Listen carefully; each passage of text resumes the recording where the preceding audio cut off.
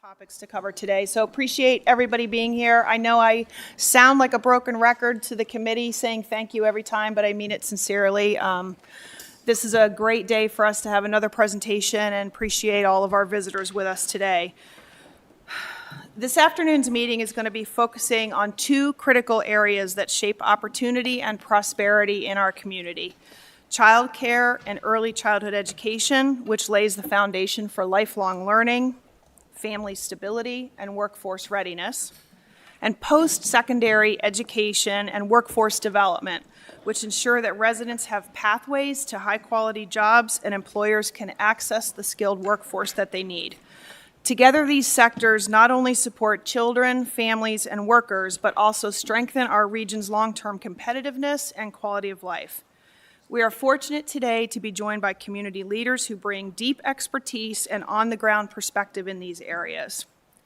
For the child care and early childhood education sector, we welcome Scarlett Bowder, President and co-founder of Advocacy and Communication Solutions, who also supports the Franklin County Early Learning Strategy Steering Committee. Joining us later for the Q&A portion of that discussion will be Mario Basara, CEO of Future Ready 5, and Tasha Booker, CEO of Action for Children.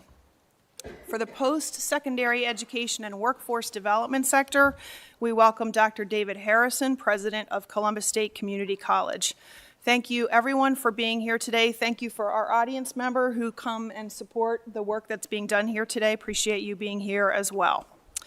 So I'm going to hand this over to Scarlett. She's going to be providing an overview of the opportunities and challenges facing childcare and early learning in Central Ohio, as well as strategies for strengthening the essential system.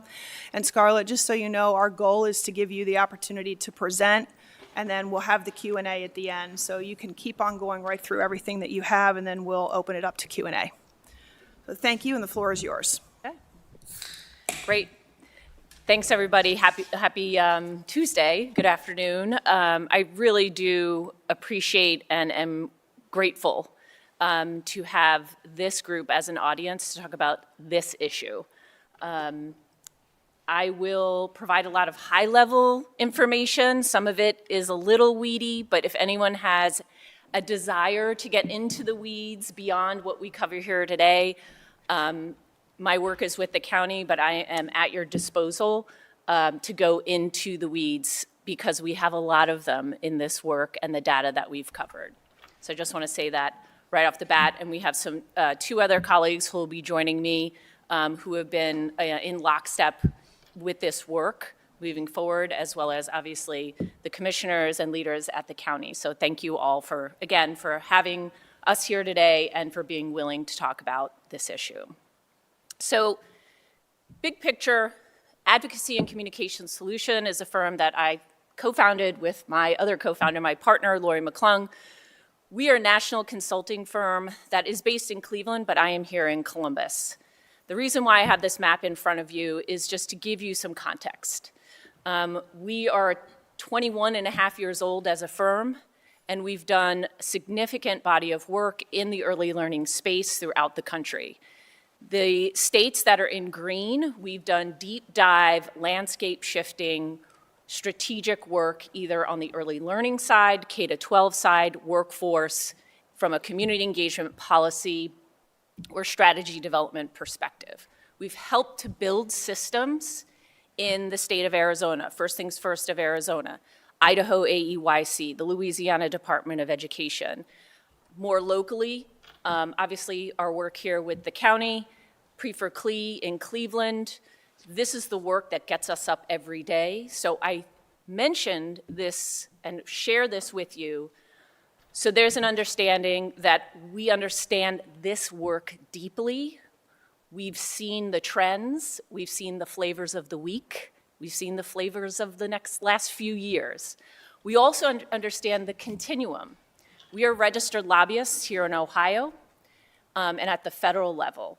We work very deeply with K-12, public K-12 organizations throughout the country, locally with Columbus City Schools as a part of the Ohio 8 Coalition.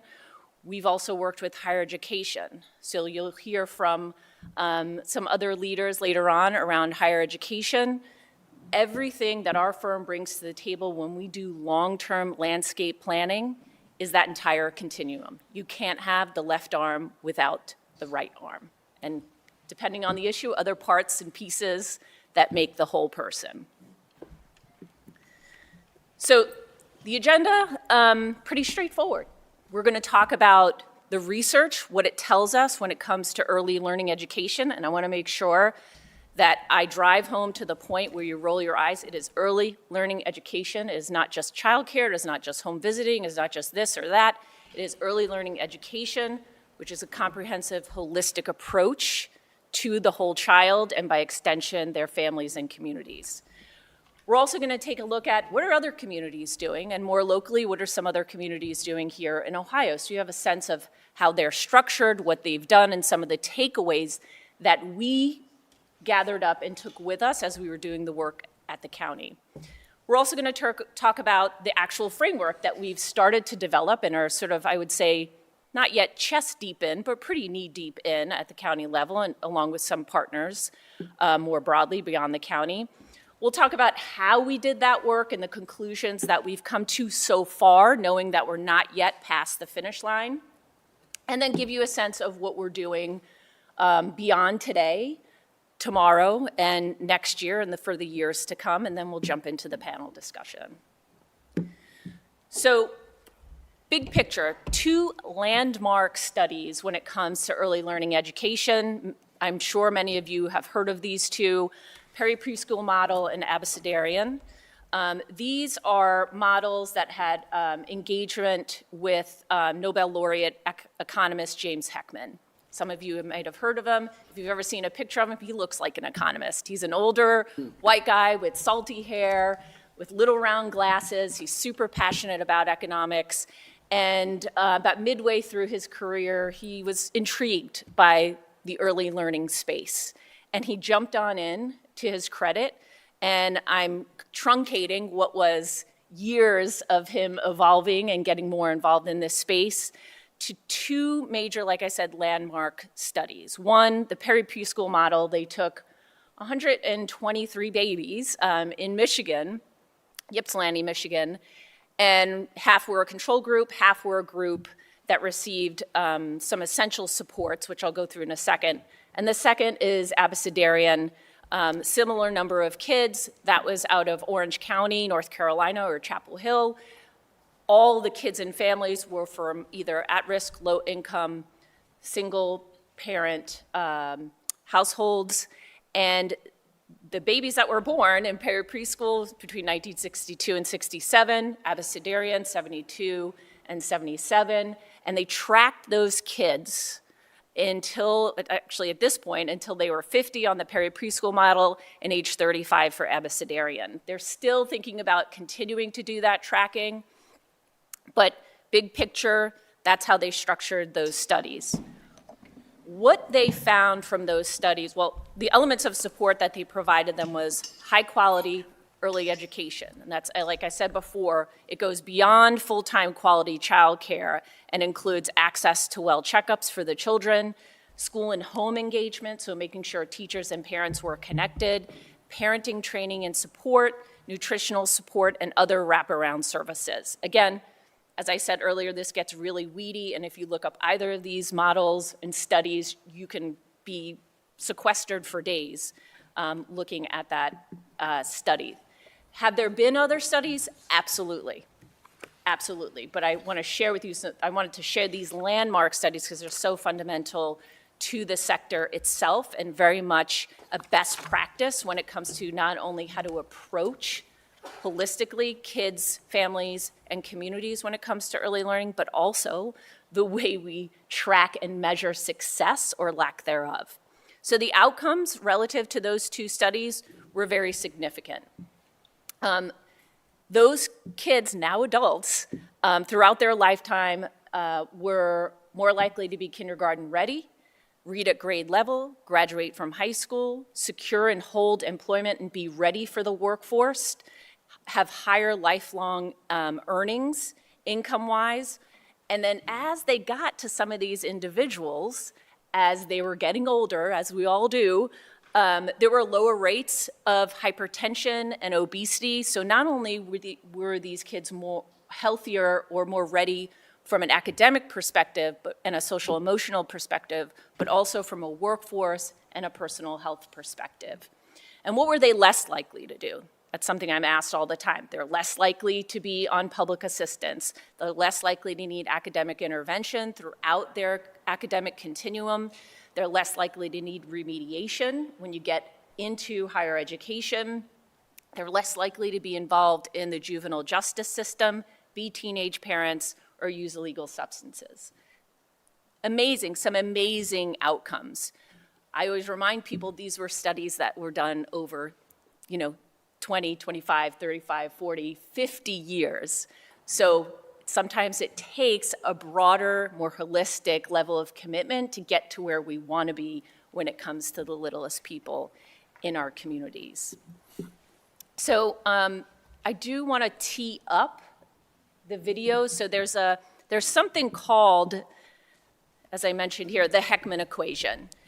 Because of Dr. Heckman's work, it created this framework, this philosophy that he talks about relative to return on investment. A lot of people hear these phrases of, well, for every dollar you put into early learning, you get 7 in return. I've heard 7, 10, 12, 13. It does range from $7 to $13, but there is a Heckman equation or the Heckman curve, which I'd like him to talk about through the video that they're about to tee up.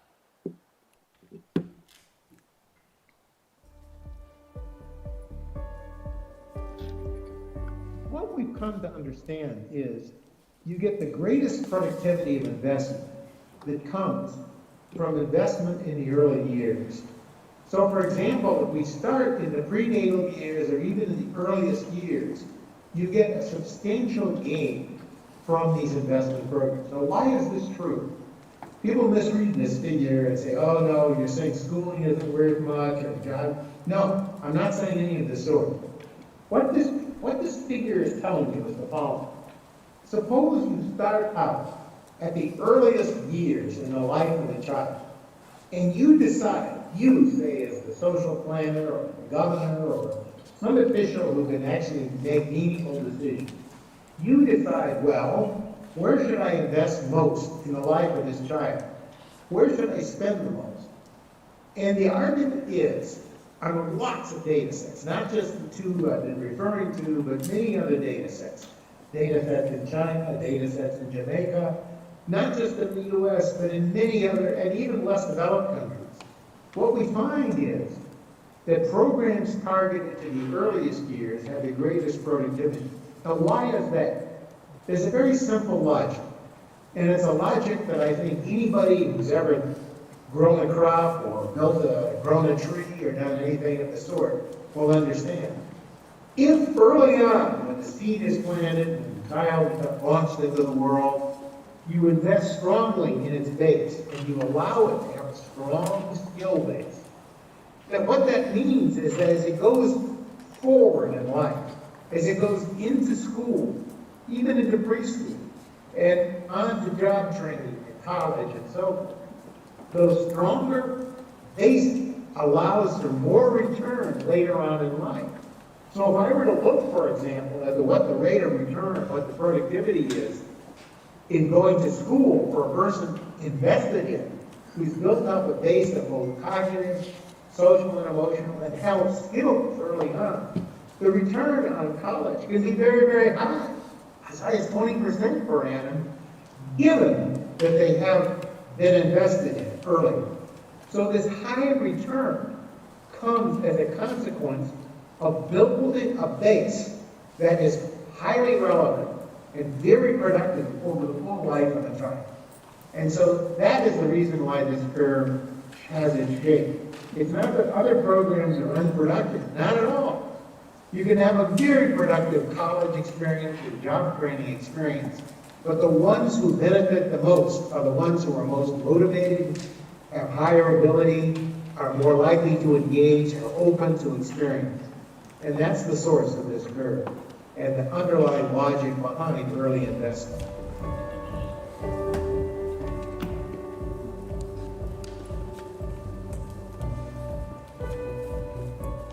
you. Okay. So, the remotes, okay, there you go. So we also did some looking at other examples throughout the country. You've heard about likely San Antonio, Multnomah County, Denver, even some here locally, Cleveland, Dayton, Cincinnati. And we have a couple of takeaways we took back with us before we really started our work in earnest. That most of the efforts that brought together or pulled together early learning strategies, voters really had a desire to fund more than childcare, making childcare more affordable, and went beyond that. They led with outcomes and evidence, or put another way, they were data-driven. They started reasonable but appropriately aggressive and brought things to scale over time. I liken it to a dimmer switch, not a flip of a switch. They had clear governance and clear transparency in their communication and governance. Continuous evaluation, again, being data-driven. They designed for equity explicitly and specifically, making sure that they were targeted for very specific reasons or not. They built a broad coalition, making people were around the table who can help and inform all that was done, whether they were doing this work every day, all day, or secondary or from a tertiary perspective. And they were really clear about their values and why and how they did their work. Again, we can get into those weeds.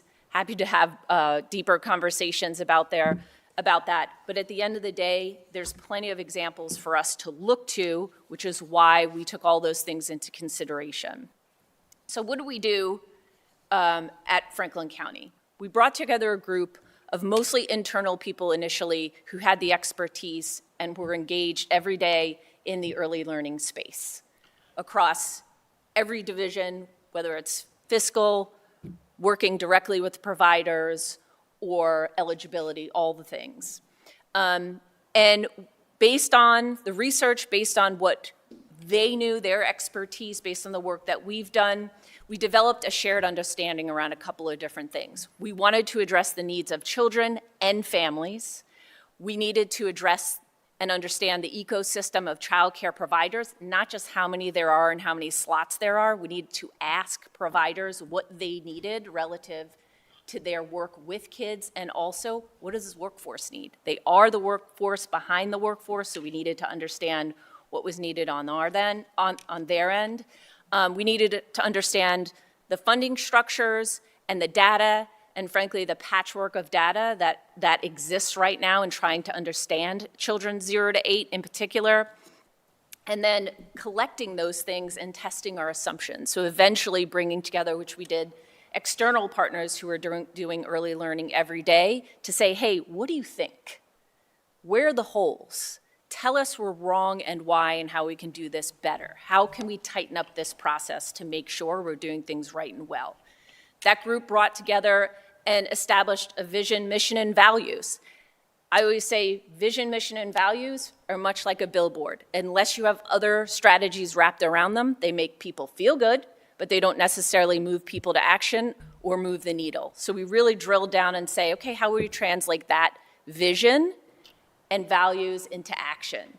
So from a data perspective, we need to get our house in order and say, do we know the landscape of kids 0 to 8? Where's the data? How can we bring it together and better align it? What research is out there, or what research do we need to do to figure out what providers need and what that workforce needs to be a productive part consistently over time in this effort? We needed to also say, how much is this going to cost? And why does it cost that way? We needed to leverage partnerships. I know that's an overused phrase. Leveraging partnerships is important, but also understanding who's doing what, when, where, and why, and how we can leverage those and a lot better align them. And then, of course, as I mentioned, stress testing. So, again, we can get into the weeds, but high-level takeaways so far from our steering committee and our working groups, which included, again, cost modeling experts, early childhood experts locally, as well as nationally, from our surveys of childcare providers, members of that workforce, as well as some other surveys we've done with parents.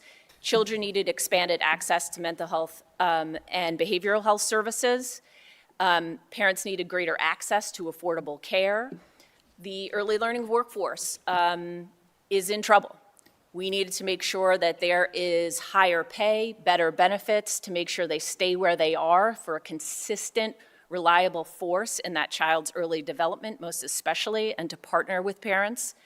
And then targeted assistance for providers to not only, yes, address the needs of children and help their workforce do that, but also infrastructure-wise. How can we better communicate with those in the community so I get what I need as a small business, but also my workforce and the kids and the families I serve get what they need?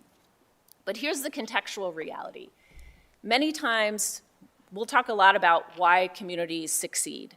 Many times communities tend to fail when they advance a strategy for early childhood because they just focus on one thing. Now, is it bad to focus on one thing? Absolutely not. But the context here is that you can focus on KRA, but if you're not addressing the previous 4 points, you will only go so far so fast. What we're suggesting here, as Dr. Heckman does, is you do more together earlier on. So you have to understand where that KRA or kindergarten readiness assessment is. We have to recognize that that early learning data is fragmented and how we bring that together. And costs are eye-popping. So how do we do this in a scalable way that doesn't force people to clutch their pearls when they see some of the numbers? You are about to see at least some of our initial numbers. So the sausage making that was done to get the data that you see here was significant. Just for fun, I used AI and I asked, what's the population of 3 or 4-year-olds in Franklin County? That number is not readily available. There are different systems that hold that data. There are different systems that are public, private. There are different systems that just do 0 to 5, 0 to 8, 0 to 10. There are just systems that are held by the state, the federal government, the county government, the city government, and every one of them has rules in the way that they're collected, shared, delineated, et cetera. So it took us a solid 8 months to get the data that we have. We have a lot more than what I'm showing you here, but it's the first time in Franklin County history where we're able to say, this is the state of children in our community relative to early learning, and that data is all in one place. Again, I'm just hitting the high notes.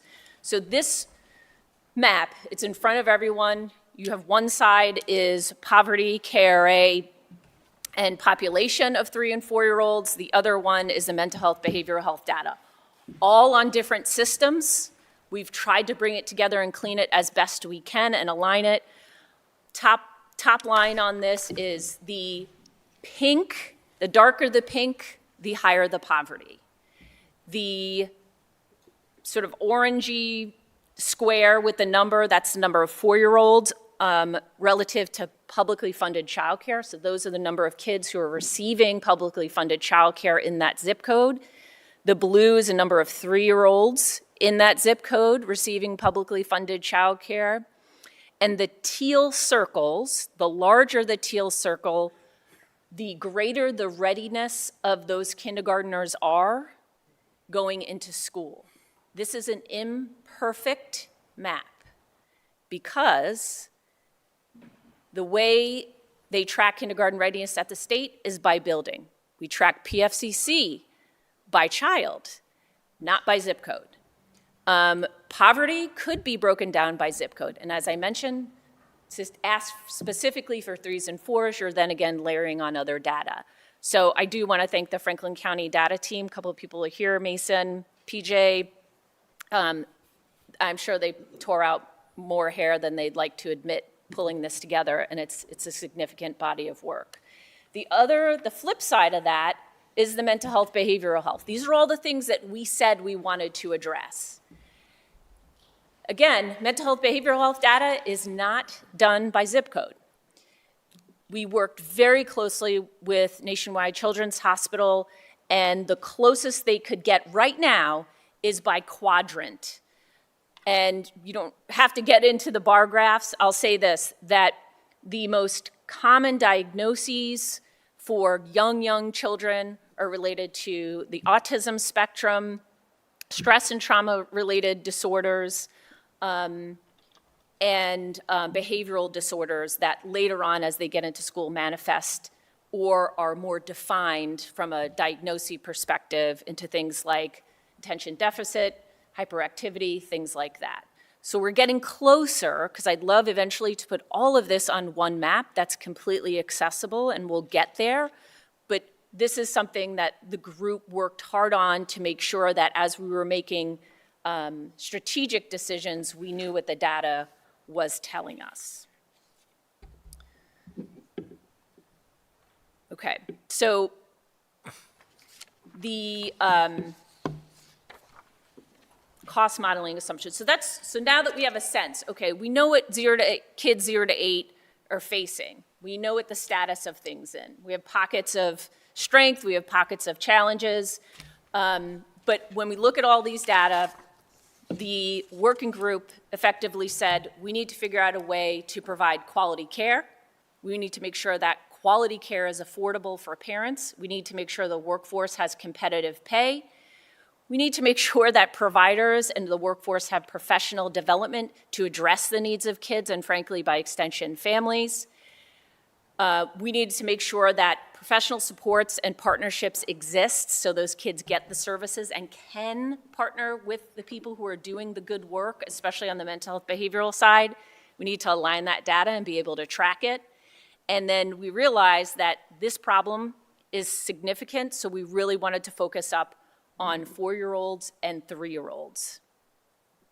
So we went into formal cost modeling. This is a leveraging of significant data across not only the country but locally. So we set up 4 scenarios. From a terminology perspective, when people talk about universal 4-year-olds or universal care or universal preschool, universal is 80% of kids. That's sort of a standard for researchers when it comes to early learning. So when we talk about 4s and 3s, when we talk about universal, that's 80% of 4-year-olds, and 3s, when we say targeted, or 60% of 3s.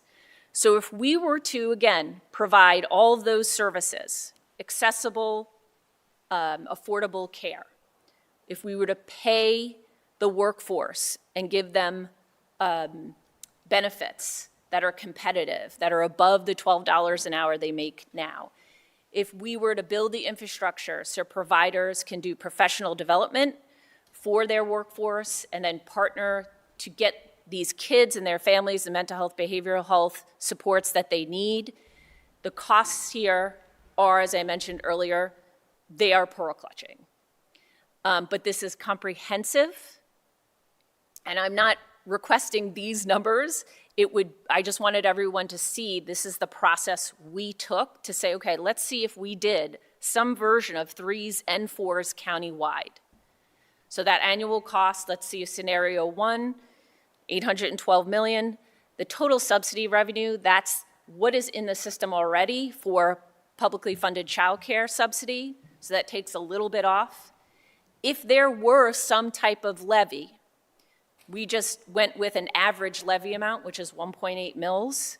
There's a lot more to that, I understand, but just wanted to give you a hard number on what that would produce annually. And then the 3 other rows are about other funding sources that would need to be poked and prodded to contribute to the revenue gap that you see at the end of each of those scenarios. So those are big numbers. So after we took a breath, we said, okay, we need to follow best practice and figure out a way to scale this over time. How can we optimize partnerships? How can we refine a program to make sure we're doing this in a way that targets who needs to be targeted initially? And then how are we defining or identifying some type of backbone agency to do this? Because while the county is holding it now, most communities find a backbone agency that is a nonprofit to help do this, provides greater flexibility on a couple of different levels. So we did some refined cost modeling. Again, we looked at a couple of zip codes in each of these priority scenarios. Why these zip codes? We'll go back to that pink and teal map. These are the zip codes with greatest need, highest poverty, lowest kindergarten readiness, and frankly, where some of the partnerships are. So a lot of the assets, some of the assets are there. So let me break this down.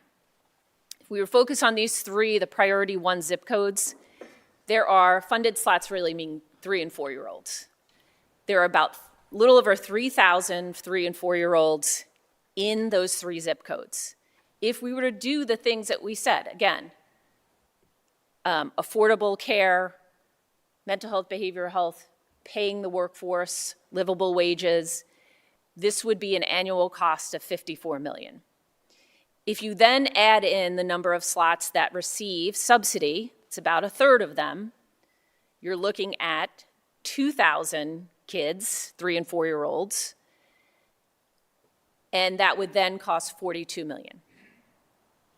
You scale that over time, as you add in additional zip codes, yes, the price goes up, but that's with no other dollars in.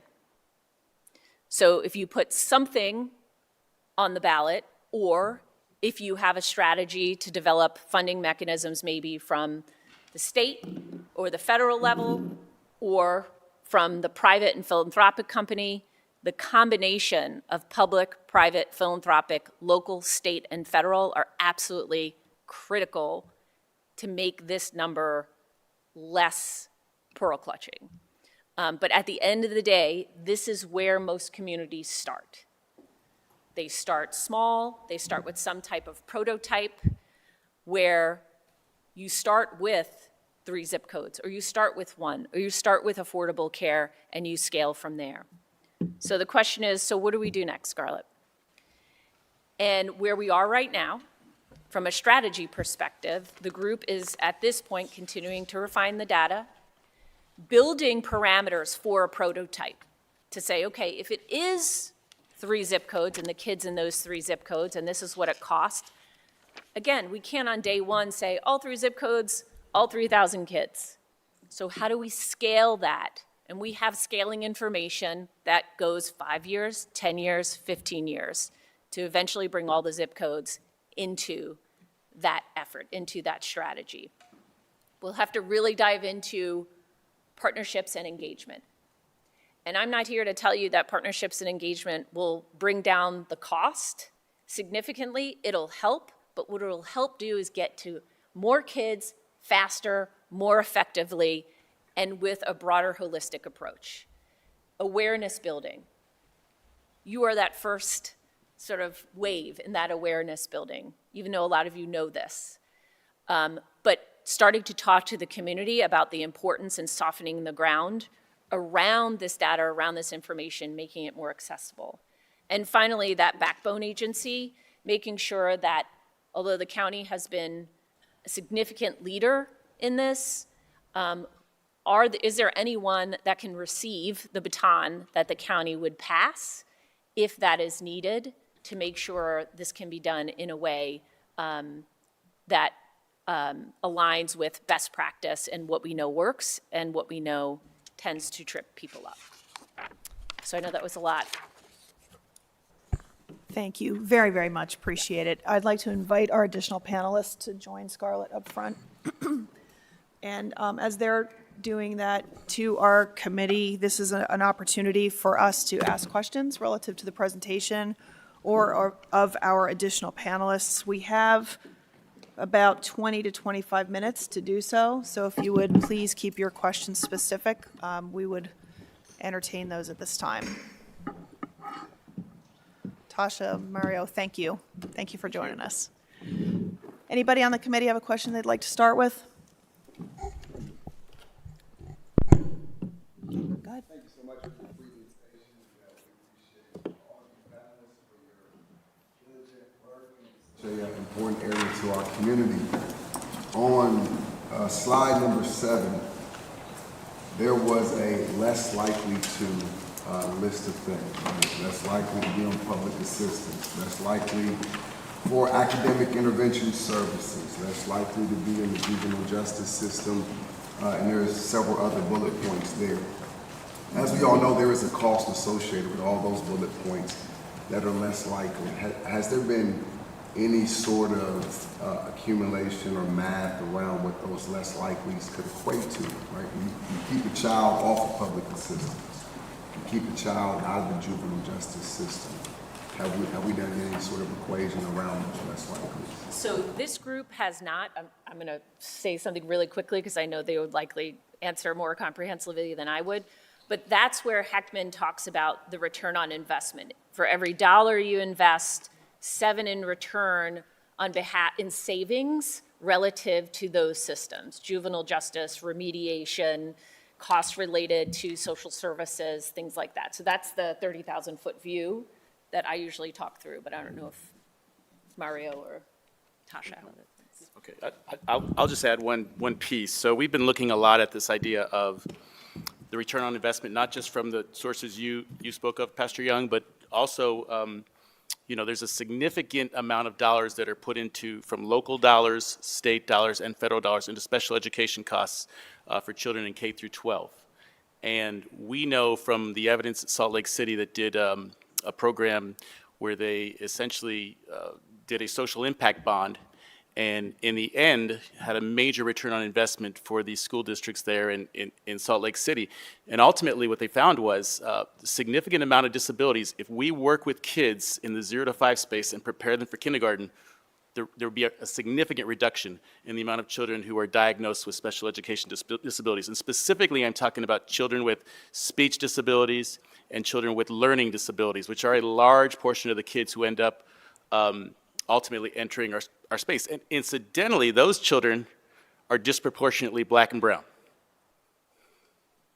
And so, thinking about the eligibility of that, Ohio has the 3rd lowest rate for publicly funded childcare in the nation.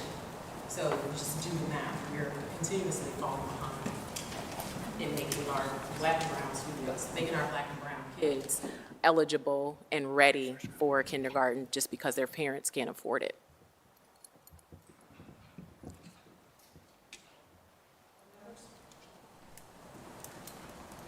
I have a question maybe while they're thinking about what they want to ask, just in terms of, I know there was a quick slide that came up with some examples of other cities.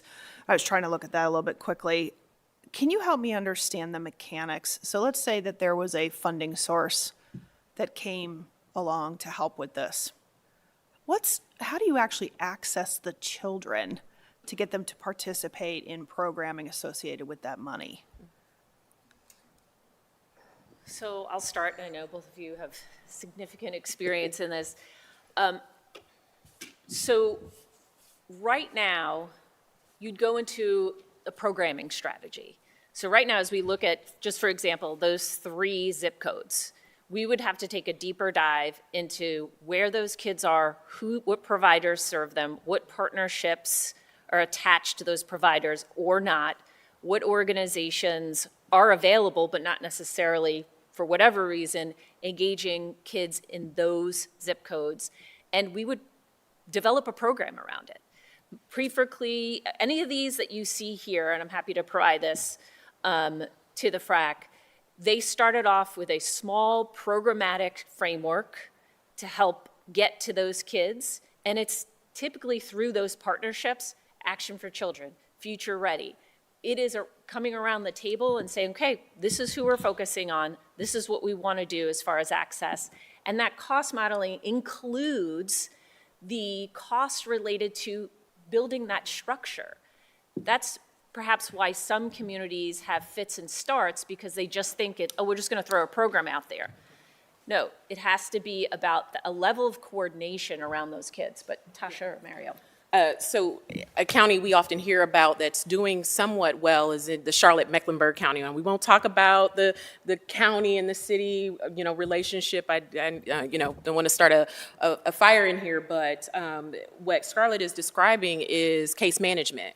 What we know is we've had fits and starts with talking about case management. We talked about it during the pandemic. We have a family. If they're coming to Action for Children to get their RISE scholarship or Future Ready, we know that they're in other systems, right? They are food insecure, they're housing unstable. We have no way to really track them. And so as you start thinking about those dollars and costs associated, we could very easily start well, it's not as easy, but we would have done it, but a case management like program would allow for us to start to track all of the social determinants of health, and we could start to get to some of those numbers that Scarlett is talking about. And these programs that you've shared on the slide, I'm sorry, I'm trying to read it, I'm a little bit hard time reading it. These are all existing functional programs today? Yes. Absolutely. In other cities? And you could maybe give us a little more after this meeting about that? Okay, that's great, thank you. Sandy, I'd like to share that two things. Number one is that the Ohio's programming, this exists obviously across our state, and I think it's important for the folks in the room to know that Columbus is the only major city in Ohio that does not have a major locally publicly funded, I should say, child care program initiative. We are it. You have one in Dayton, we have one in Cincinnati, there's one in Cleveland, Toledo, and so we are the only ones that don't have that in place yet. And so I think it's incumbent upon us to really consider that as we do our work going forward. The other thing, to get a little bit more specific about your question, Sandy, so we already have the RISE program in place right now, which is a countywide program right now to support scholarships for children. It actually started initially several years ago with the county and the city in a partnership together. And ultimately, there is a process with which those dollars are allotted to kids and scholarships are given. I think so that system kind of already exists as we speak. We just would have to take it to scale, I think, as we grow over time. Now, I think the real question is, okay, so we serve all the kids we know about. What about the kids we don't know about? And the truth is, 50% of our children are not in early care right now. And so we have to find a way to access those children. And so partnerships have already been formed, and we're working with Nationwide Children's Hospital and other places where we know they see most of the children at some point between age 0 to 5 in one of their hospitals or clinics. And so the idea would be to really work with them to then sign kids up as they come in at birth, as they come through the system, as they enter the city as new citizens within the county. I think that's how we try to do it. But I just want to emphasize that a system already exists for that work through Franklin County, through the RISE program. Thank you. Go ahead. Thank you so much. Just really quick, because I know we're throwing out a lot of terminology for those in the room. This may be new to them. Publicly funded child care is a program that is administered through Job and Family Services so that folks can have quality early learning care for their child. It's based on a sliding fee scale. What we know when we look at the data is the reason why folks are leveraging publicly funded child care is because they're not making enough. You must be in school or going to work. And I kind of want to frame this for this room for folks to understand. When the commissioners, and thank you, Commissioner Crowley, for being here, when the commissioners allocated $42 million for RISE, for those RISE scholarships, that pretty much predominantly touched our what is the name of the group? That follow up the Benefits Cliff folks, our Benefits Cliff folks. And so Benefits Cliff folks who either they make $1 more or they make it 50 cents more, they're gonna lose their child care, right? Mm-hmm. And so this program, it will be sunsetting at some point, and we have to reevaluate and make some decisions going forward. But for you all, as you're looking at the dollars and what it takes and requires, you have businesses saying they have a talent gap. We have a JIC that is filled sometimes with kids who can barely read, right? And then we have a jail system. If we would have been preventative, like you talked about, Scarlett, and dealt with the front end, right? We would have probably prevented some of this backscaling of not having a talent gap. Where do you see for Franklin County currently right now of a model that works efficiently? Because even CDC Head Start is a part of this as well, as far as dollars. So where do you? Is everybody all in? Is the county in? Where does that work? And have the results been there? Wait, say that again. Have the results been there Of people working together? when they put all their money on the table? So this won't work unless there is a collective connection, not only from a systemic perspective, of a programmatic perspective, and a funding perspective. And as Mario said, RISE is significant, but it is one part of what we're suggesting here. So what we've talked about around the work group table that we've been sitting around is how can we leverage what already exists, do not duplicate what's already out there, and use the dollars that we have, even at the state level, however low that it is, and how can we pursue other funding mechanisms to help fill that gap? The biggest challenge, Director Bivens, is getting the word out. I'm glad to see so many business leaders here in the room. So Governor DeWine earmarked $10 million in the state budget for what he called business partnerships for childcare. And what that did was allowed employers up to $150,000 to help with those childcare gaps for their staff. So a employer could start their own childcare center, certainly costs more than $150,000, but seed money. They could use it as incentive dollars. They could use it as benefits to help close those gaps. What we have found, and Action for Children serves 9 counties, including Franklin County, 7 counties, including Franklin County, and 2 more that we just got added, is that businesses don't yet feel the sting of this. Many of our parents are dropping out of the workforce because of childcare. To Mario's point about we're not capturing 50% of our kids, there are 48% of our childcare providers have a empty classroom or more because of enrollment and affordability.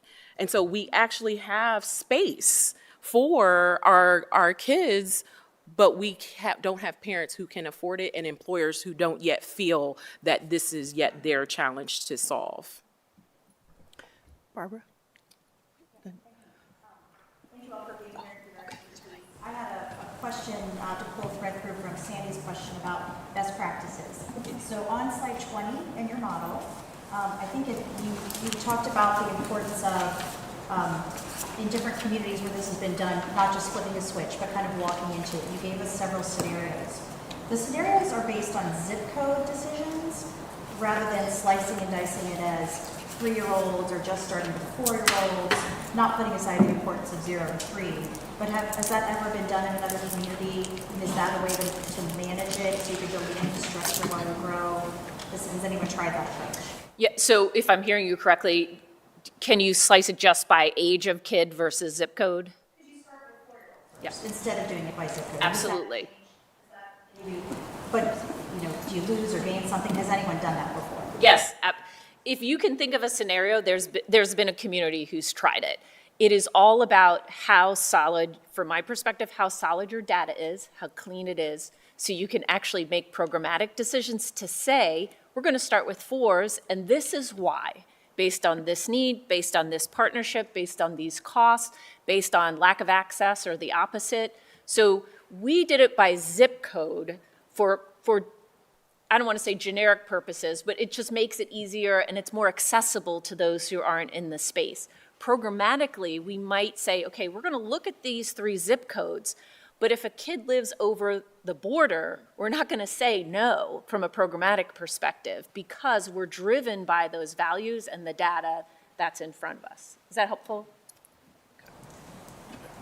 If I could comment very quickly about the earlier comment about the workforce, I wanted to share that, childcare is a workforce issue. It is a major workforce issue, not just the obvious workforce issue that's immediate and in our face, high quality workers with high intellectual capital who have the ability to go work for organizations within this city and contribute and make a big difference.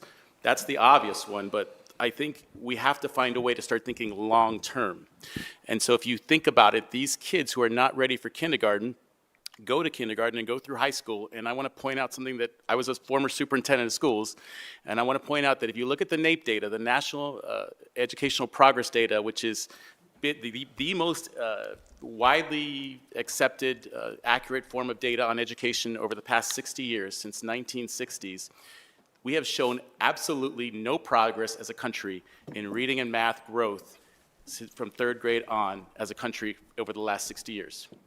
And if you recognize that 90% of the human brain is developed by the age of 5, 90% of the brain developed by the age of 5, you recognize that if we want to graduate kids who are ready to go to college, who are not going to be incarcerated, who are going to contribute to the community in large ways, who are going to establish new businesses and really grow the economy here, it starts in the 0 to 5 space. So I'm not suggesting that we don't have immediate issues. We obviously do. But we have to do both. We have to walk and chew gum at the same time, and I think that's an important point to make. If I may, Barbara asked my first question, so I'll just go to my second. You were talking about kindergarten readiness. And if you could just, for us, Mario, give, we know a lot of people around here are knowledgeable, but everybody might not be, about how many children really are ready for kindergarten, what those demographics look like, if you could talk about that. But also, if you could talk about Franklin County Rise Child Care Initiative. It will sunset in next year. We have touched more than 2,000 children. It's about 720 families right now that get RISE scholarships, but also it's incentives for the providers to keep their doors open, and as well as for teachers, rent and utility assistance for teachers. If that goes away, can you talk about the impact, if there is no funding mechanism for RISE after 2026, what that means for families? So two-part, if you could frame kindergarten readiness and then the impact if RISE goes away. Absolutely. Thank you for the question, Commissioner Crowley. So I think right now in Ohio, 35% of our children are ready for kindergarten. That means 65% of our children are not. And that's basically the same number for Franklin County and this particular region. So we are sending 65% of our kids every day right now to kindergarten in this region not ready and prepared. And then when their scores come out in 3rd grade and 4th grade, we blame the school districts because the scores aren't quite what we need them to be. But if you look at the NAEP data, it would suggest very clearly that if we really want to make a difference with those kids in 3rd through 12th grade, we need to start working in the pre-K years and the 0 to 5 space. That's where it's at, and that's where the difference is going to be made. But 35%. So RISE is doing really good work in this level. Not only is RISE funding preschool tuition for children, but they are also funding support for teacher professional development, also supporting rent assistance for teachers, also supporting grants for innovative projects that teachers and schools want to do and engage in. And when RISE goes away, and it is going away as of right now, it's sunsetting, I should say, in 2026, November of 2026, all of these families who are on scholarships, which right now we have more than 700, in this county are not going to have the dollars to essentially attend preschools. And so without an option, all of those families will lose early childhood education for their children. And so that just increases the number of children at home, increases the number of folks who are not working, creates an even bigger challenge. I want to also suggest that some folks may not know what's happening at the level, the state and federal level right now, where there is a new law in place where ultimately, if they've declared full-time hours to get a full-time PFCC supplement as 33 hours plus. Before it was less.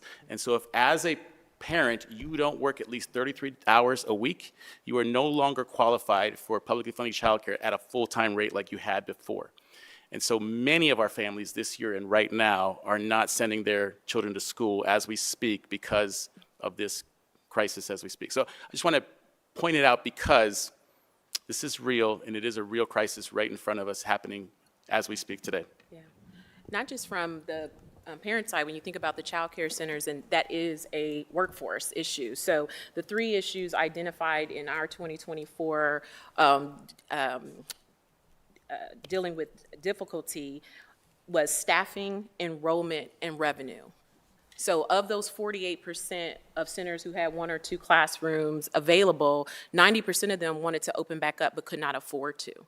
So if we now don't have the enrollment and our centers start closing, now we have even more people into the workforce or needing jobs who are considered low-skilled, by the way. And our current federal administration has changed the way that they are qualifying income-earning degrees, meaning that low-wage careers like childcare, there is now a maximum amount of student loan dollars that they can borrow. So what is now the incentive for someone who wants to go into childcare could really help fill this gap?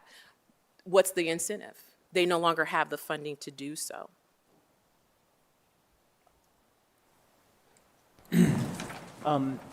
If we looked beyond zip codes, I'm wondering if we had an estimate of how many children actually need this support in our community.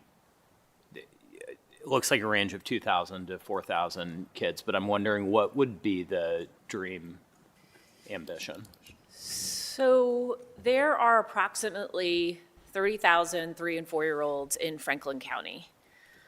The PFCC numbers are going to be about a third of that, but it doesn't mean that if they're not on PFC, they don't need mental health, behavioral health. It doesn't mean their parents don't need support. It doesn't mean their parents don't need accessible, affordable, quality care.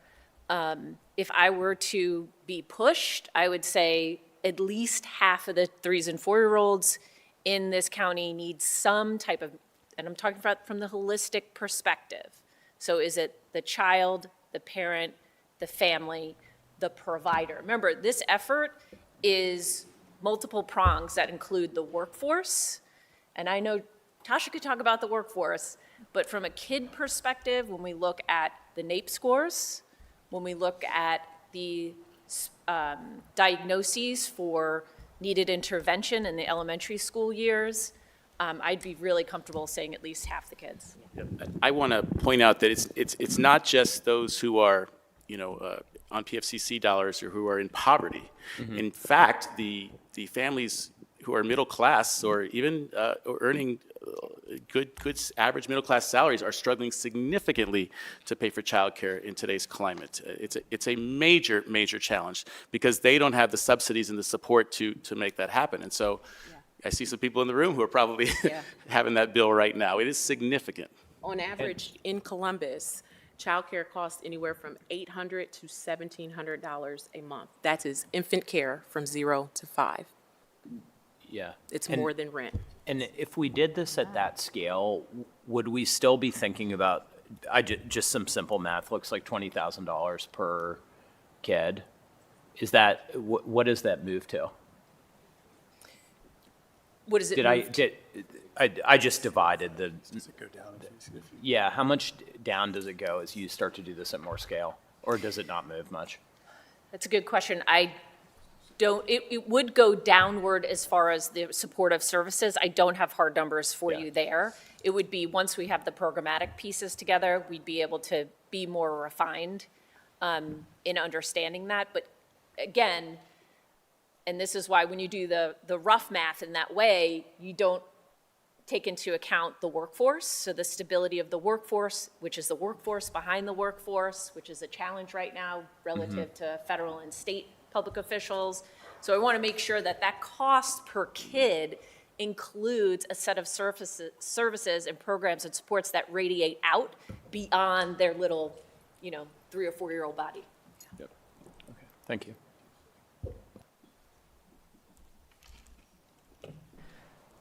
Anyone else?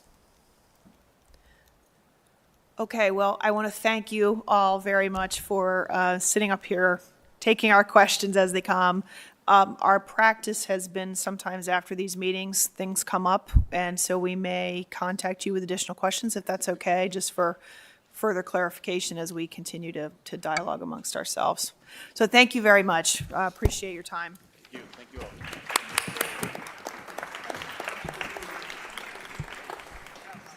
While we are having a change here, we're going to be hearing next from Dr. David Harrison, President of Columbus State Community College. Dr. Harrison will provide an overview of the post-secondary education and workforce development sector, as well as the opportunities, challenges, and innovations that are shaping its future. We will welcome you to the front here. Thank you.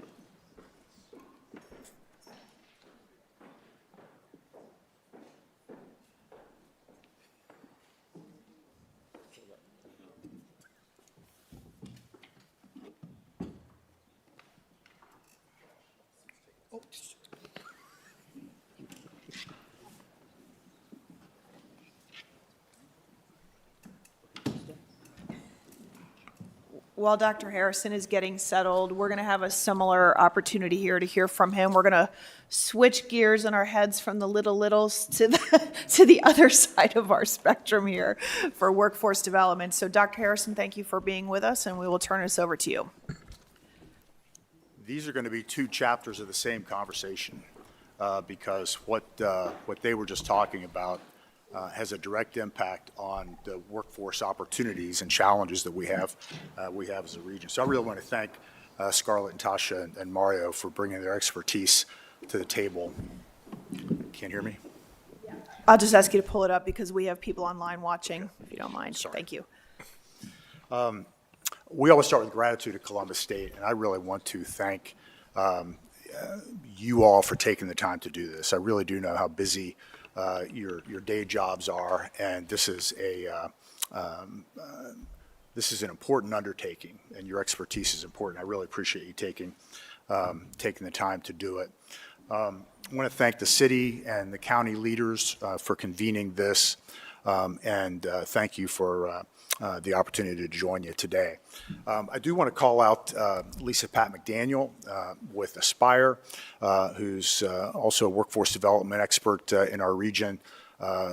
Lisa hosted a workforce pep rally Friday night at COSI, and I was fortunate to join, and want to recognize Rebecca Butler, our Executive Vice President, who really heads up workforce for Columbus State. We don't have a panel for questions set up here, but we've got a lot of experts in the room that can help weigh in. I want to provide an overview of economic opportunities in our region, then want to talk about some of the challenges that we're facing and making sure that we maximize those opportunities, and then get into some case studies of partnerships that are leading to really impressive outcomes that we think are both scalable and sustainable. I'm going to start with some high-level data that comes from One Columbus. A lot of this is information that you've seen before, but as a community, as a region, we are in an enviable position. We are leading Midwestern cities in GDP growth, in population growth, and are trailing only Indianapolis with regard to metro job growth. As I think we all know, our region is driving the growth of the state. Most of the highest growing counties are in central Ohio. And as you look at how this projects going forward, that's going to continue in that regard. As many of us know, we are projecting to a population of over 3 million by 2050. All of the counties in the region will grow, but if you look beyond the percentages and look at the number of people in Franklin County, that's really what drives a lot of the need that we're working toward. And it's important to know that during this same period, the population of the state of Ohio is projected to decrease by 5%.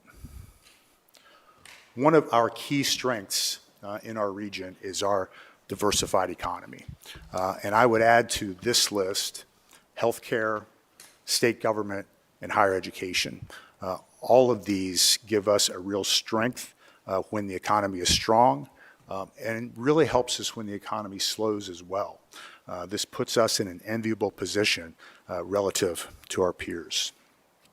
And many of us know about some of the recent projects that our community has been fortunate enough to bring in. A lot of communities would celebrate one of these. The fact that all of these are coming to Central Ohio is a big deal and something we should celebrate. But we've got some challenges. We have great opportunities for economic growth, but the ability for us to capitalize is going to be based on the talent and the volume of talent that we have in our workforce. When these big projects come in, we talk about land and water and roads and incentives, but the long-term success of any of these economic development projects is going to be talent. That's really what determines whether these companies are successful. And that will be determined by post-secondary education. We can debate skills-based hiring all we want, but no one argues that good jobs and high-growth careers are going to be based on post-secondary education. And we have some headwinds in that regard. The demographic cliff many of us have been following, where we've got fewer and fewer high school graduates coming into the pipeline. That is playing out nationally and in Ohio. To the left, you can see the projection of high school graduates in the state up through 2042. And then in addition to a reduced number of high school graduates in our state, the college going rate is declining as well. And the skill set that our graduates are coming out with is something that we still have a challenge with. And you can see some of the data with regard to how we compare with peer cities. You can also see the gap with regard to race and ethnicity, and a lot of the college-going rate that is in our state is coming from in-migration. People are moving here with college credentials. So this is something that we're paying close attention to. Want to walk through this quickly, but give you a feel for what a college student is, because in many cases we don't really understand who it is that's going to college. 43% of all undergraduates attend community college nationally. 20% are parents, and many of those are single mothers. Student debt averages $19,000. That's actually a low number because a lot of students graduate with no student debt. And if you look at the $44,000 number, you think of a student graduate from college with $30,000 or $40,000 in debt, they are still paying off their college at the time that they're starting to save or should be saving for their children's college. So this is a generational issue. 2/3 of student loan debt belong to women, and 41 million students are attended college but didn't complete.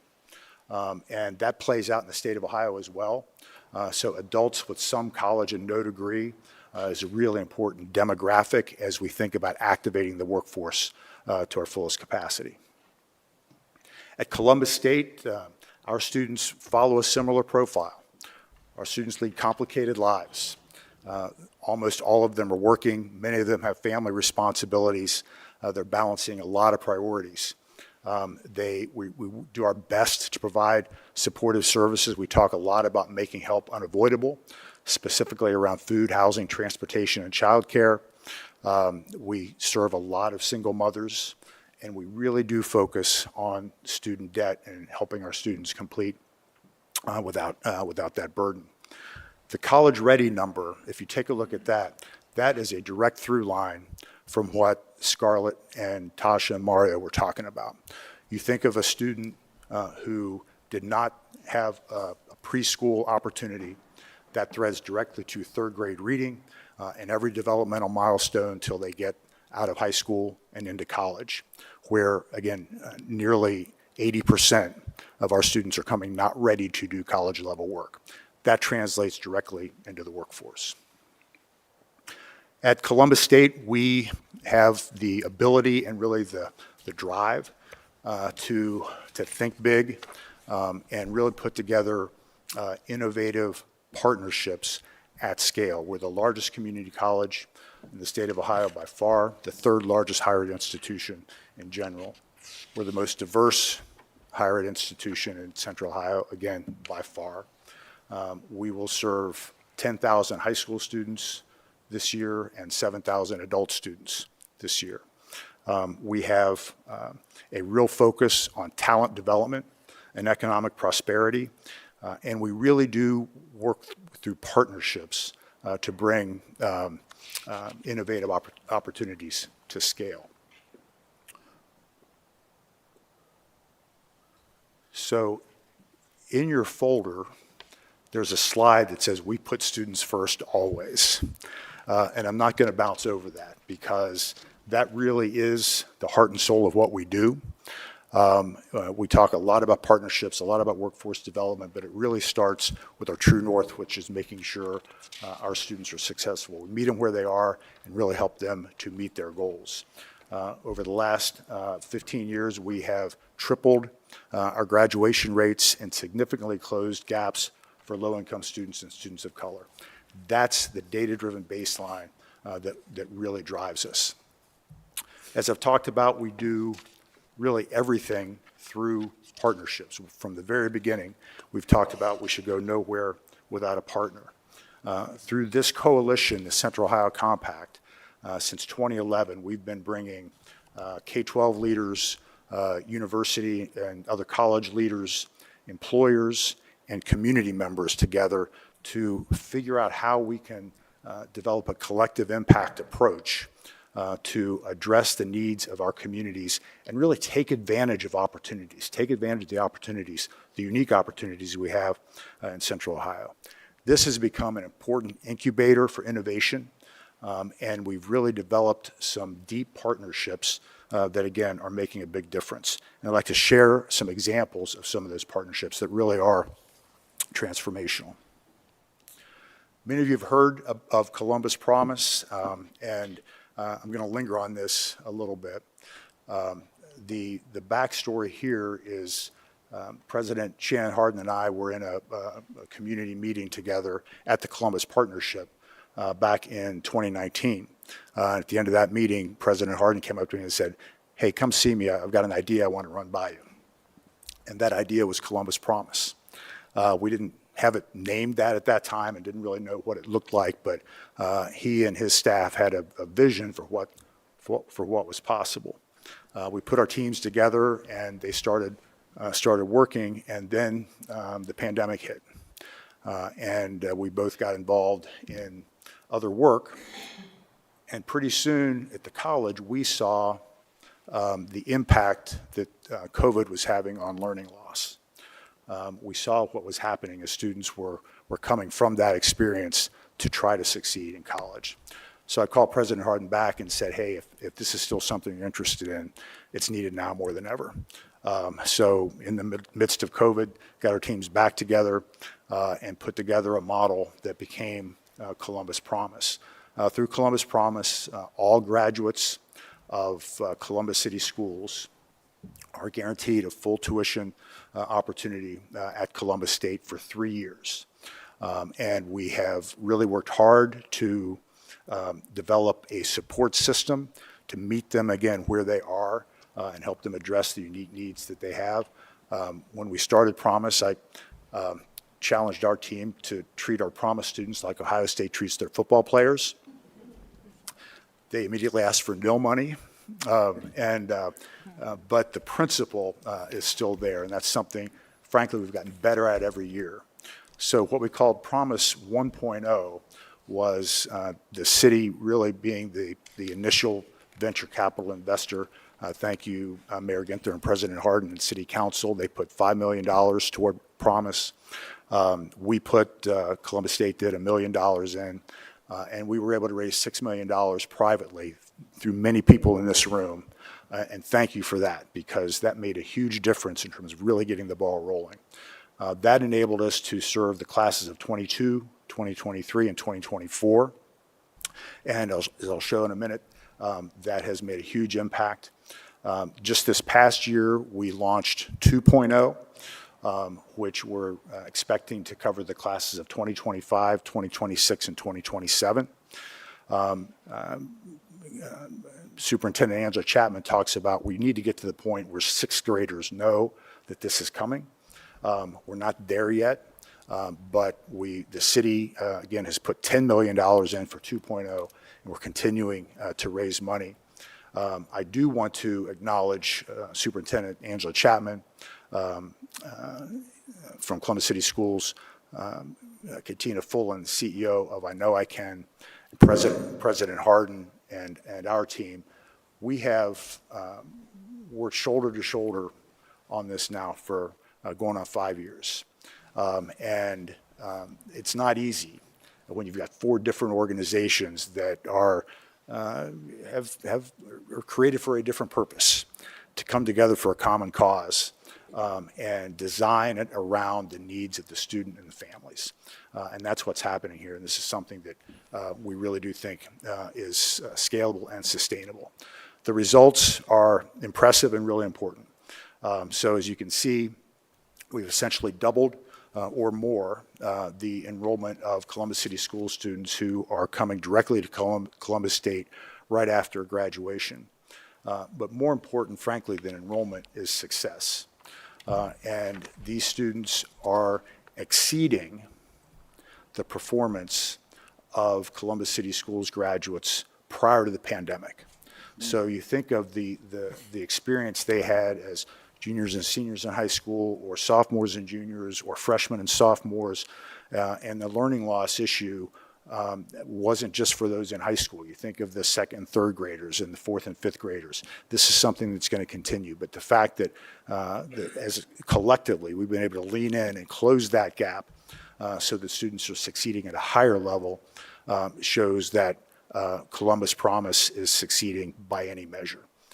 And importantly, students from every Columbus City Schools high school is part of Columbus Promise, and that hasn't always been the case. So as we think about 3.0, from the very beginning, we talked about what scale would look like. We want to sustain it for Columbus City Schools, but what if we thought bigger? What if we extended this throughout our region? There's an opportunity here that could set Central Ohio apart when you think about the job opportunities that we have, when you think about the demographic cliff that we've talked about, the opportunity to provide a guarantee for students throughout our region is something that we think as a team is really important. A priority for our region really should be sustaining Promise for Columbus City Schools and extending it throughout our region. It's the best way for our region to reach its potential and sustain or expand the economic growth we've experienced. Moving on to another important and related partnership. You may have heard about our new partnership with Ohio State called Buckeye Bridge. Buckeye Bridge was inspired by Columbus Promise. This is an opportunity for all Columbus State graduates, everyone who earns an associate degree at Columbus State, will get a full tuition scholarship, tuition fees to finish their bachelor's degree at Ohio State for families with $100,000 in income or less. This will be transformational. I have been involved in 2+2 partnerships for a good part of my career. The scholarship piece has never been there. And really want to thank and acknowledge President Ted Carter.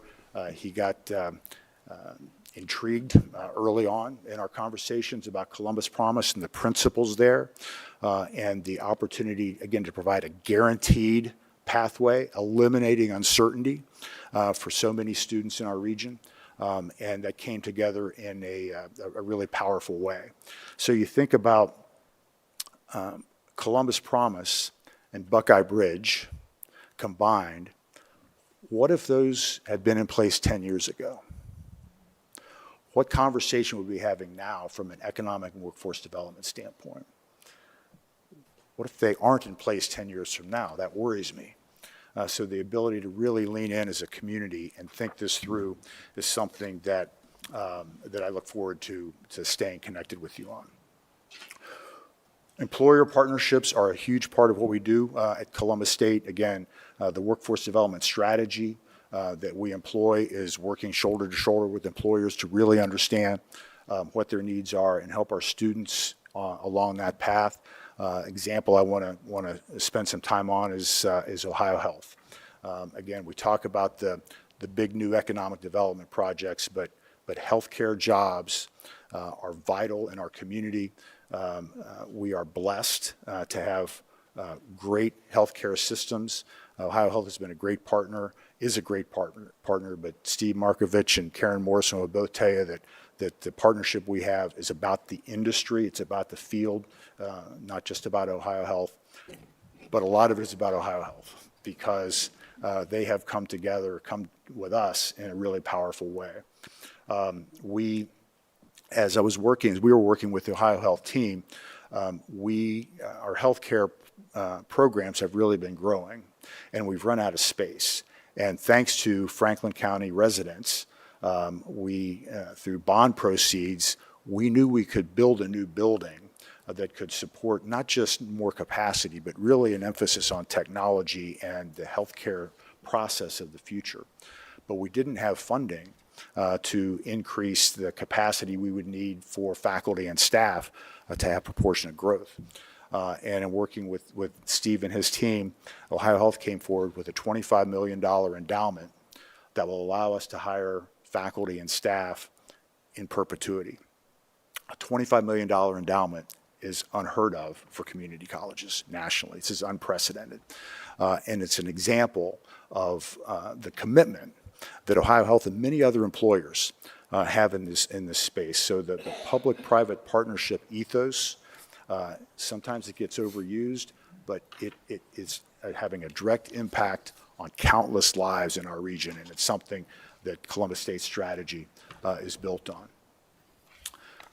Staying on partnerships, I mentioned that a big part of our focus is to make help unavoidable.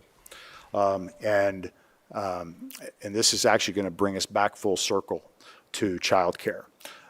We have an emerging partnership with the YMCA. I want to acknowledge Tony Collins, who's here with us today. This is not fully baked yet. We've got an opportunity for a YMCA partnership that will, if it's approved by our students, will go forward.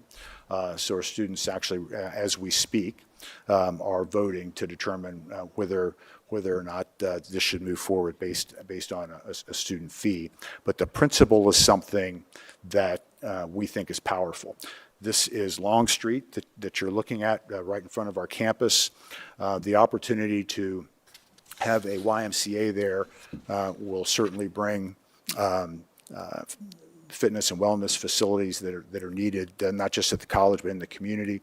But it'll also bring free drop-in childcare at high volume. And I talk about food, housing, transportation, and childcare as being the non-academic barriers we're trying to eliminate. It's not highlighted on this map, but just across Cleveland Avenue from where the Y is a housing project called Opportunity Point. Woda Cooper has low-income housing tax credits where they're going to be building 186 units of low-income housing there. It's called Opportunity Point because Mayor Ginther calls Cleveland Avenue the Opportunity Corridor. And the opportunity, if you think about it, for a young mom who is a nursing student at Columbus State, who's taking her classes at Ohio Health Hall, who's living in Opportunity Point, who can drop her daughter off at the YMCA for childcare when she goes to Grant Medical Center a few blocks away for her clinical rotation. That's how we change people's lives and how we do it at scale and how we do it collectively. This example is something that I think is repeatable in many, many ways. The opportunity to partner with the community to really focus on the ROI of workforce investments is something that's a big deal for us. The ROI to me is clear. It's what really raises the bar for everyone.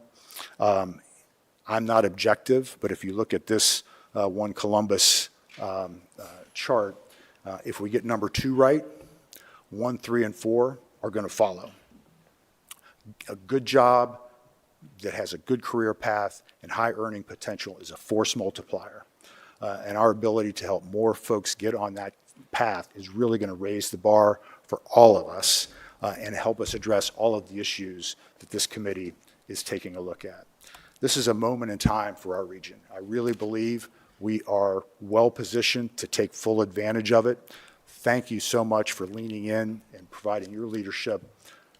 Columbus State looks forward to helping in any way we can. Happy to take any questions that you might have. Okay, committee members, questions? Go ahead. Thanks for being here, Dr. Harrison. Two quick questions for you. The first one is, how much does it cost a year for every Columbus Promise student to go through a program at Columbus State, and how are we financing that? And then the next thing is, I'm excited about the partnership with Ohio Health. I've given a lot of thought to the impact that AI is going to have on our workforce, and I know that healthcare and human services are one of the more AI-proofed kind of spaces. And I was wondering if that's something, as we're looking at public investments and helping to finance education, if that's something that you're thinking more of just in terms of how do we build a workforce that's addressing gaps that exist today? And are we thinking about how we can build a workforce that is kind of AI-proof in the future, and so that we're able to kind of sustain ourselves as we're making these investments? I don't know if anything's going to be AI-proof. What we want to do is make sure that that our students are thriving in a world that AI is going to be prominent. We are, Columbus State, have kind of a three-tier strategy in that regard. We are very close to having an associate degree in AI, so students who will be in that field for a living. We're also looking under Dr. Butler's leadership about what that means across the curriculum, and how we make sure that all of our students are at an advantage. I don't want to make it deficit, not at a disadvantage, but at an advantage with regard to their use of technology. And then we are looking as a college about how we can use AI to better run our business. So that's all being built in. Your question about financing for Columbus Promise, again, for the 2.0 segment that we're in, the city has put $10 million in. That's tremendous. And we've got really good early funders from the private sector. And I really should have brought that list with me so I could call them out here. Again, many of them are in this room or represented in this room. Columbus is a incredibly generous community from the private sector standpoint, and Promise is something they've really leaned in on.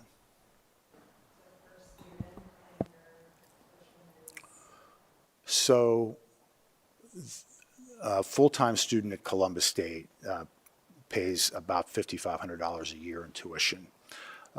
Most of the Promise students are Pell eligible, so their expense is far below that. Most of our Promise students are also part-time, so that lowers that number as well. Where it's a harder question to answer is we have put wraparound services and people around our Promise scholars so that they've got the help that they need when they need it. And that's a little harder to track on a per-student basis, but frankly, we could get an estimate for you if that's important. Dr. Harrison, there is a truth to Promise 1.0 and 2.0.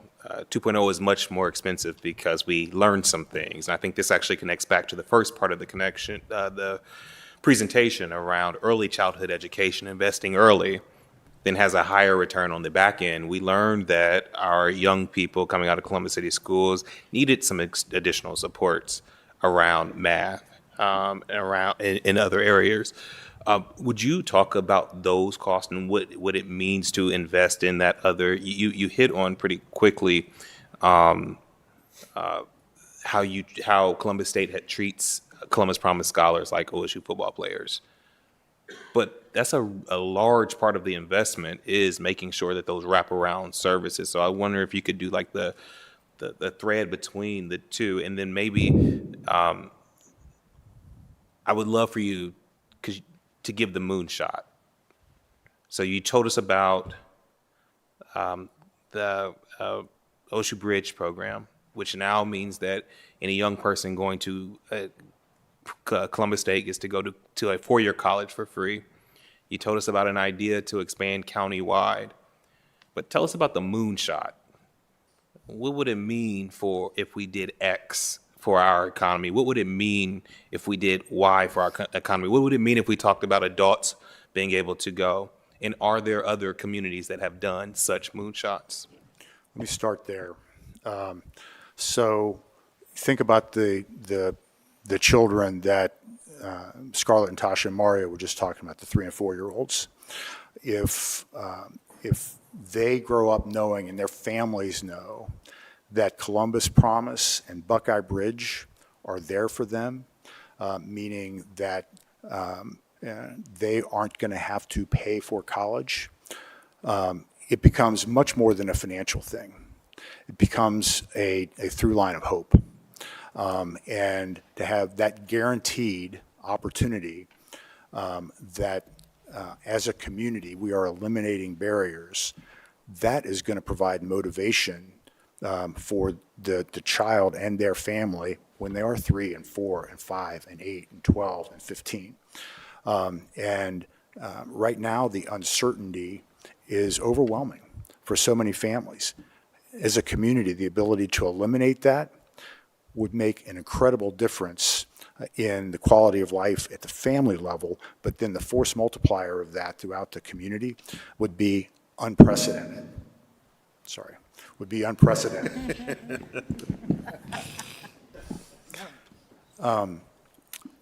There are benchmarks from a promise standpoint, and some of them are, the ones, frankly, that I pay the closest attention to are the ones that we compete against from an economic development standpoint.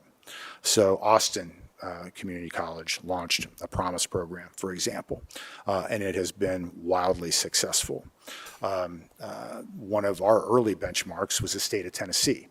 Tennessee launched an initial Promise program statewide, and soon after they started it at recent high school graduates, but then soon after extended it to adults. I pay a lot of attention to North Carolina, especially in the bioscience gene therapy space.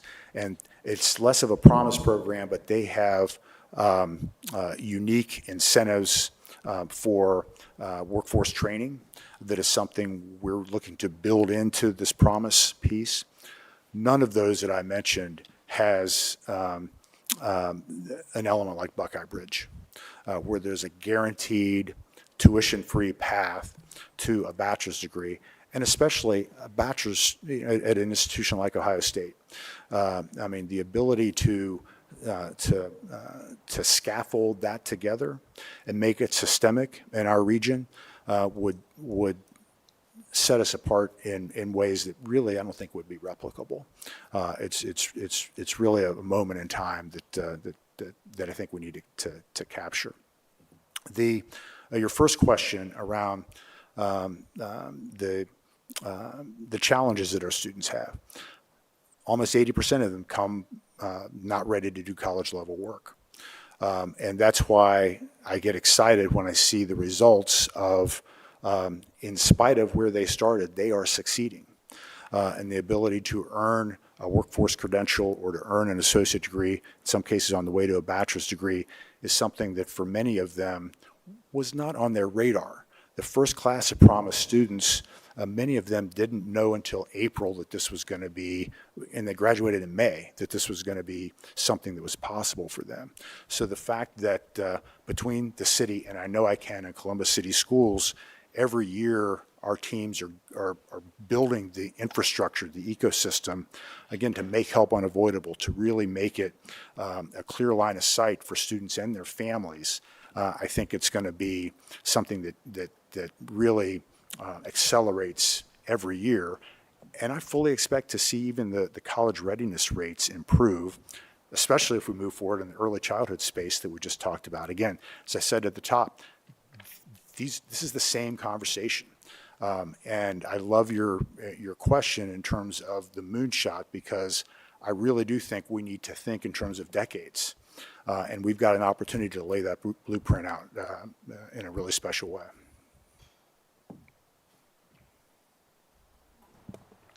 Thank you for that, Dr. Harrison, and really excited about the partnerships that we see emerging in this.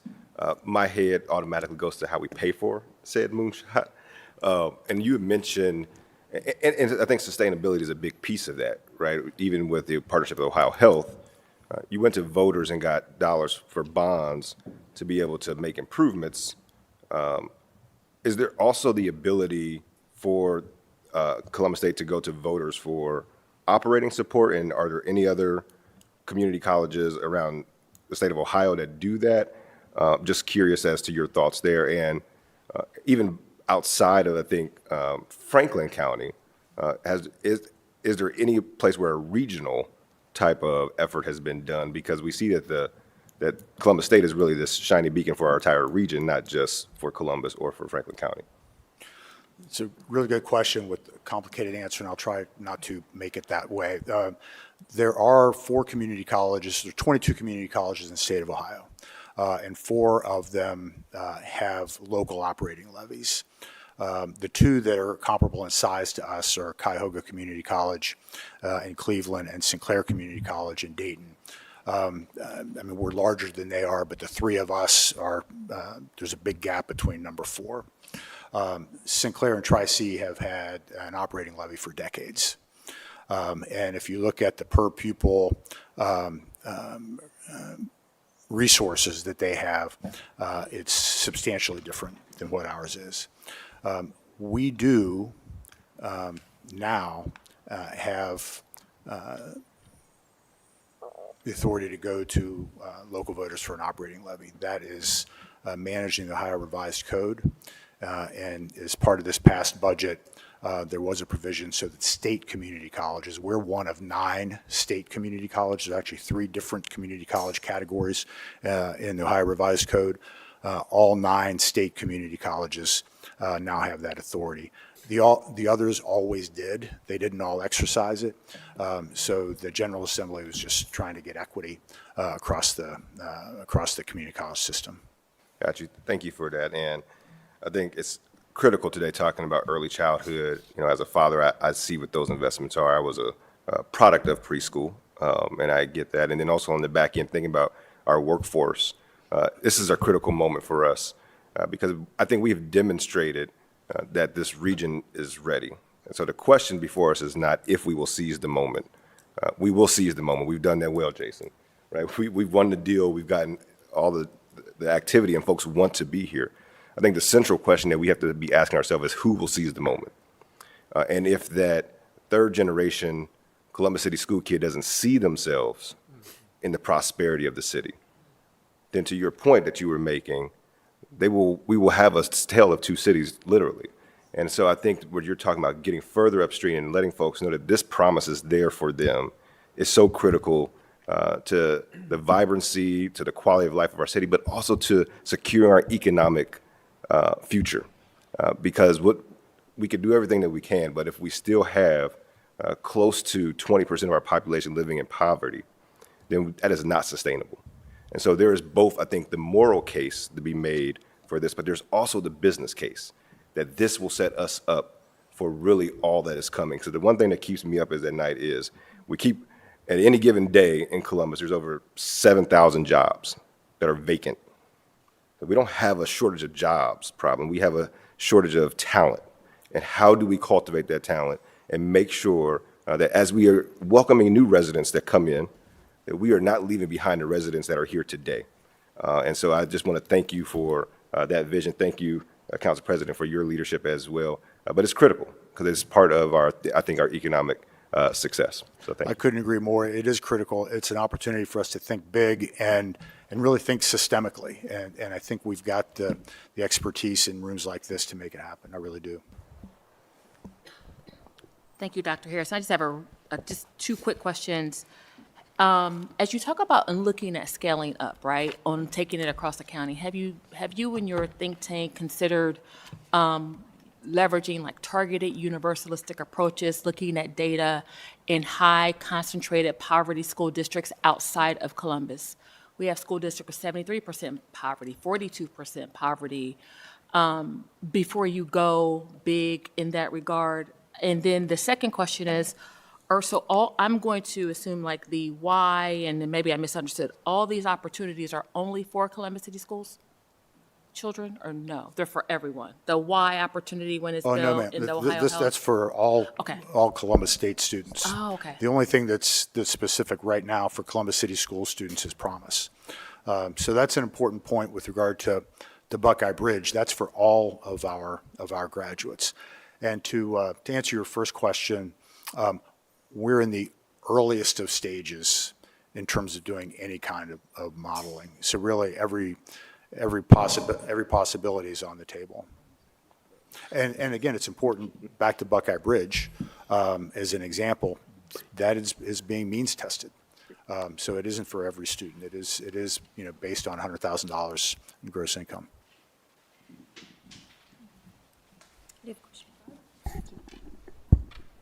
Good afternoon. Thank you for talking about Tennessee, North Carolina, Austin, some of the communities that have started sort of that culture of hope for generations. Can you talk about how they've approached sustainable funding, since ours is expiring in 2027, even outside of levies? And then in particular, you mentioned employer incentives for engagement that I think may have been in Tennessee. I'm not sure where you said. Just that might be a question for follow-up, but it would be helpful from a best practices for the committee to understand sustainable funding options and then other incentives, particularly for the private community as well. Yeah, as I said, we're in the early stages of trying to figure that out. And really, that's a collective discussion right now. We've had some really good examples, including with Huntington,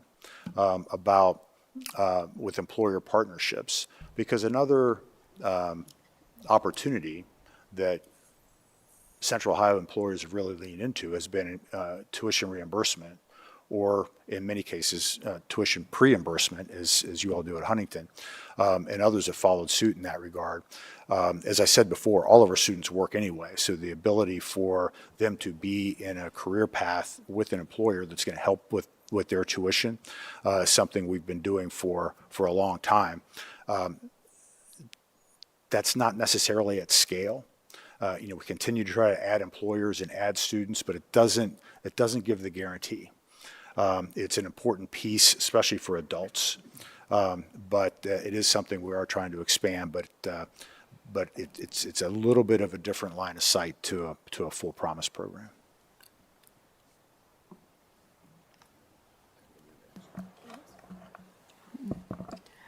Thank you, Dr. Harrison. Thank you for that overview, and thank you for always connecting early childhood to workforce and students that you serve. In the models or the other communities that you have looked at, or that may have had a promise-like program, have there ever been a cradle to career levy, or have they coupled it with early childhood? Are there any other models? I know you're just in the beginning stages of, but are there models that you have come across that you are looking at as you do your research and data? Not that I know of, but that's an answerable question. I know as we were putting Promise together, President Hardin and his team did extensive benchmarking with some external think tank groups that we can easily ask that question and get it answered. But the ones that I was just talking about are direct relationships I have with the community colleges there, and that's not part of it. Okay.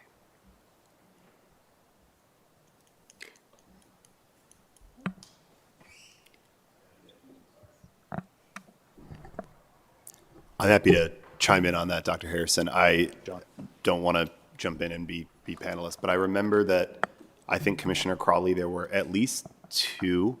One was Oakland, and I think one, and I didn't think about it till I saw King it County, in the deck. was King County one of it? Yeah, it was Seattle. King, Yeah, that were that's what I cradle thought. to college or pre-K to career, had styled different things like that. Okay. Thank you.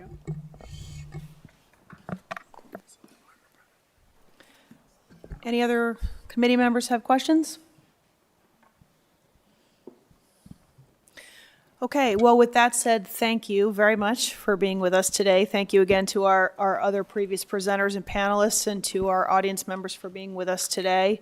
To the committee, that is going to close our meeting for today. We will not have an additional session after this, but we will see you on Tuesday of next week for our next meeting. So thank you very much, everyone, and have a safe trip home.